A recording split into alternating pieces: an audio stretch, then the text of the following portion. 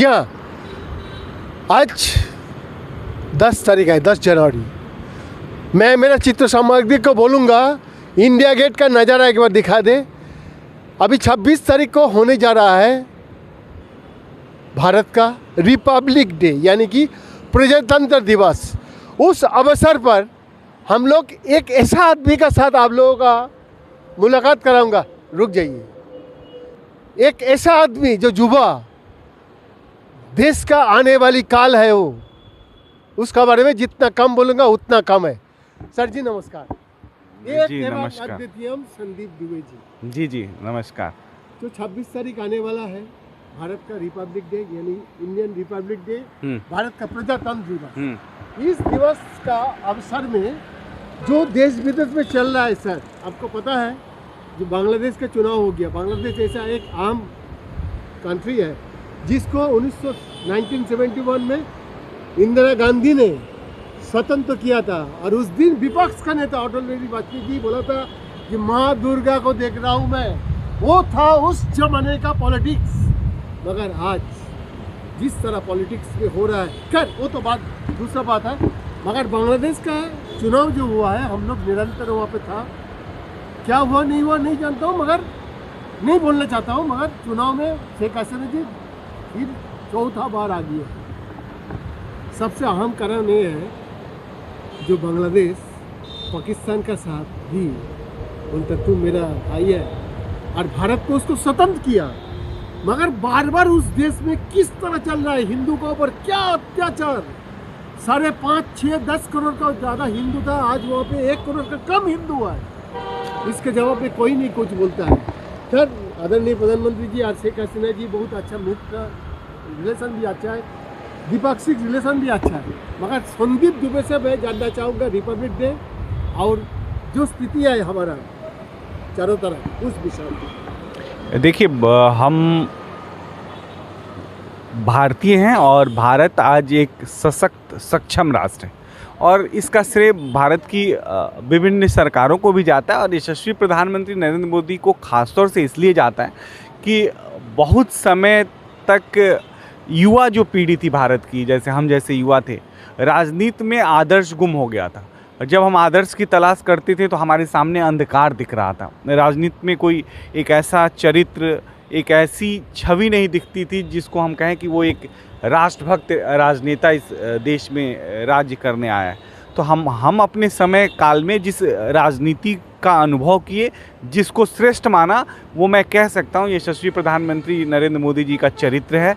उन्होंने अपने चरित्र के माध्यम से, अपनी सोच के माध्यम से, अपने विचार के माध्यम से, अपनी कार्य क्षमता के माध्यम से, और जिस तरह से उन्होंने सब कुछ राष्ट्र के लिए परित्याग कर दिया, अपना घर, अपना समय, इवन तन समर्पित, मन समर्पित, और यह जीवन समर्पित, सोचता हूँ देश की धरती आज तुझे कुछ और भी दूँ, इस अभिप्राय को और इस भाव को अपने हृदय में धारण करके, और जिस तरह से वो राष्ट्र की उन्नति में लगे प्रधानमंत्री बनने के बाद, तो भारतीय युवाओं को खास तौर से ये लगा कि उनके पास एक आदर्श स्वरूप राजनेता भारत की राजनीति में है, और उन्होंने उसको प्रूव किया।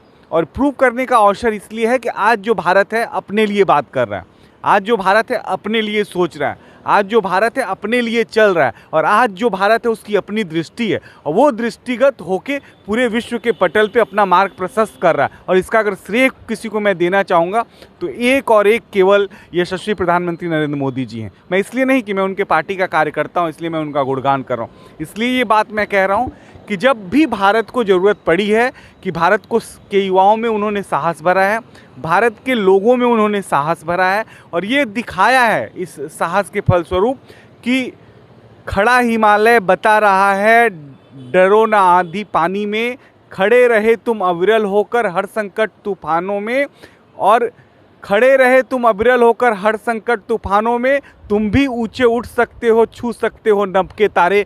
इस तरह के विचार के साथ भारत को जो दृष्टि मिली है आज विश्व के पटल पे, और आज पूरी विश्व की राजनीति का जो अनुभव है, उस अनुभव में भी श्रेष्ठ राजनेता आज भारत के पास है। इस संकल्प परिकल्पना के साथ हमें कह रहा हूँ, जिसकी अपनी सोच है, जिसकी अपनी क्षमता है, और जो अपनी सनातन को पुनः जागृत करने के लिए चल निकला है। आज ये छोटी बात नहीं है। आपने बांग्लादेश की बात करी, अब बांग्लादेश या छोटे छोटे जितने एशिया के कंट्रीज़ हैं, जब से इस देश में याराना पूंजीवाद पूरे विश्व में आया 1991 में, तो बड़े बड़े जो राष्ट्र हैं वो छोटे राष्ट्रों पे इकोनॉमिक दृष्टि से उनके सामान खरीद देना, उनको कर्जा दे देना, उनको ऋण में डुबो देना, तो छोटे छोटे लोगों को गरीब बना के, छोटे छोटे राष्ट्र को गरीब बना के कैसे उनका विखंडन किया जाए। चाइना का लाल रेड ड्रैगन, राइट, मैं उसका नाम नहीं लेना चाहता था। क्यों नहीं? हम इसलिए नहीं लेना चाहते कि वो छोटी सोच के लोग हैं, जो छोटे सोच के लोग हैं, जो विश्व को बंधुता में बांध नहीं सकते,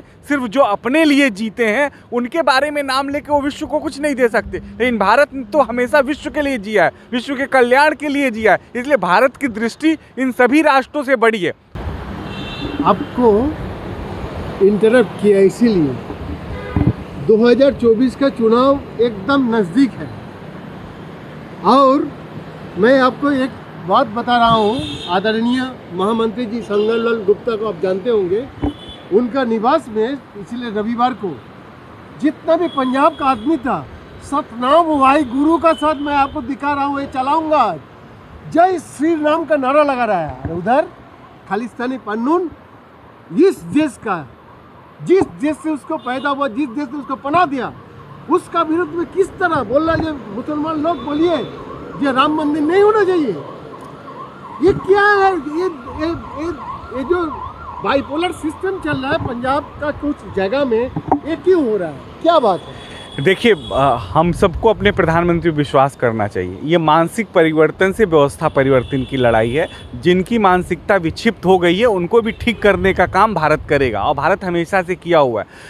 ये याद होगा, जब भगवान राम लंका गए थे तो वहाँ के राक्षस बहुत उत्पात करते थे, बहुत उत्पाती थे, लेकिन भगवान राम के सामने वो राक्षस टिक ही नहीं पाए। तो ये जो राक्षसी आवरण है, वो रावण का नाश होगा। मैं ये कहना चाहता हूँ, उनका विनाश तय है। इसलिए वो जितने भी रावण हैं, रावण रूपी राक्षस भी हैं, वो राम के शरण में चले जाएं, उनका उद्धार हो जाएगा। मैं अभी भी चाहता हूँ कि जन कल्याण के भावना की वजह से भारत विश्वगुरु बनेगा, ये तय है, और यशस्वी प्रधानमंत्री इसके नेतृत्व कर रहे हैं। और हम सब युवाओं का विश्वास यशस्वी प्रधानमंत्री नरेंद्र मोदी जी में है कि उन्होंने हमें इतना कुछ दिया कि आज स्वाभिमान से भारत, पूरे विश्व में भारतीय उठ खड़े हुए हैं, हर जगह जन जागरण हो रहा है। इसका सारा श्रेय प्रधानमंत्री को जाता है।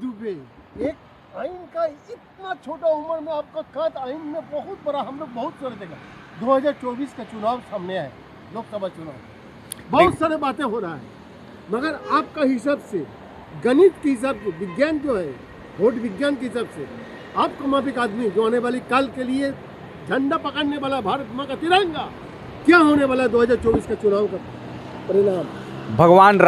भगवान राम में जो है पूरा भारत है, और राम राज्य की परिकल्पना के साथ जो भी भारत में सनातन को जीने वाला व्यक्ति है, वो राम राज्य की परिकल्पना के साथ राज्य स्थापित करना चाहता है। यशस्वी प्रधानमंत्री की मूल भावना है सर्वे भवन्तु सुखिनः सर्वे सन्तु निरामया, सभी लोग सुखी हों और सभी जीव जंतु भी सुखी हों। ऐसी परिकल्पना के साथ जिस राष्ट्र में ऐसा राजनेता भारत का प्रधानमंत्री हो, इसलिए हम सबको डरने की ज़रूरत नहीं, सोचने की ज़रूरत नहीं है। रामराज पुनः आ रहा है, और राम पुनः आ रहे हैं, और राम हम सबके दिल में है। और यशस्वी प्रधानमंत्री नरेंद्र मोदी जी पुनः भारत के प्रधानमंत्री बनेंगे, इसमें 2000% उनकी गारंटी भी लोगों को बहुत पसंद आ रही है।